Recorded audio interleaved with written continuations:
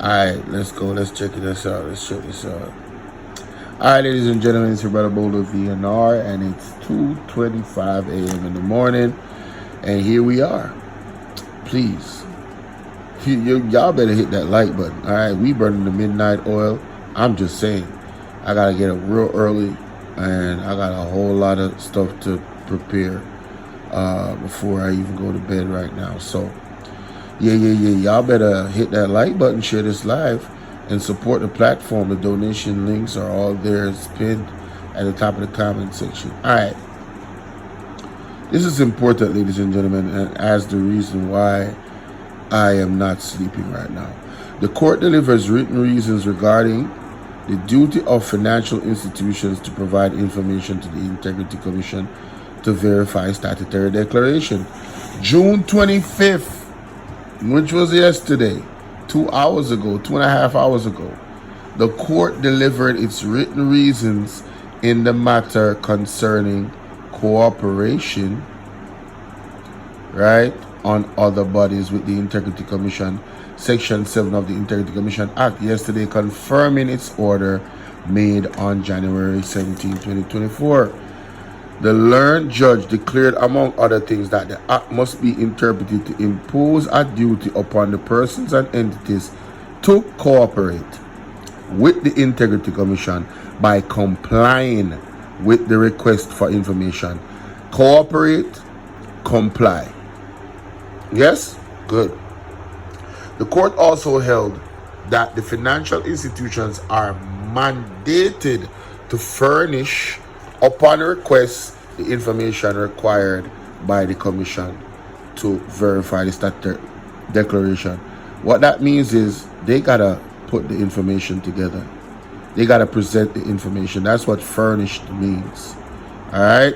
The court pointed out that Section 7(2) of the Act is designed clearly to enhance the capacity of the commission to detect and expose corruption on the part of parliamentarians and public officials by assessing whether such individuals are in possession or control of pecuniary resources or property, right, disproportionate to their official emoluments and legitimate income. Now, I am not going to stand here, ladies and gentlemen, and act like I know what emoluments mean. So, y'all going to work with me right here. Emoluments, meaning. So, let's get it. Emoluments mean a salary, right, or profit from employment or office. So, the emoluments, the official emoluments would be their salary. Why they gotta use that big ass word? That's what they get paid by the government, or whatever it is that they're getting paid, legitimate income, right?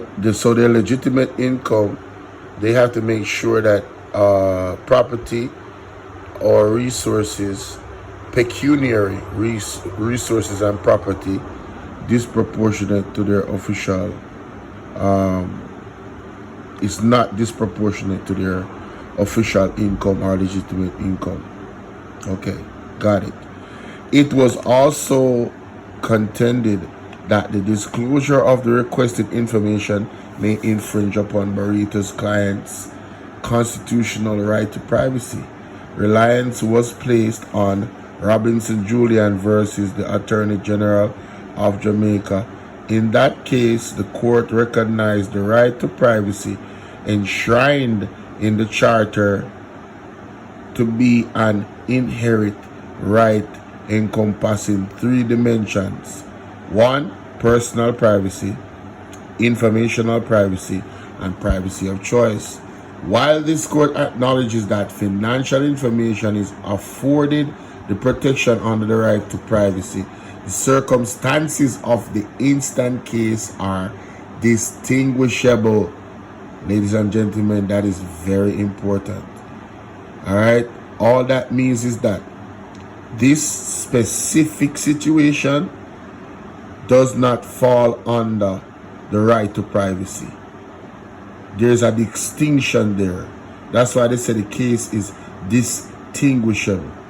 Robinson Julian versus the Attorney General of Jamaica primarily addresses the initial collection of data, whereas here the requested information is being sought to verify the accuracy of information that has already been disclosed. Public officers, no, see, this is one of the reasons why I asked the question when I was in one of my videos last year. Why are you a public figure when you don't want to follow the rules of a public figure? In this regard, you gave up your privacy. When you made the law for the Integrity Commission Act, you knew what was coming.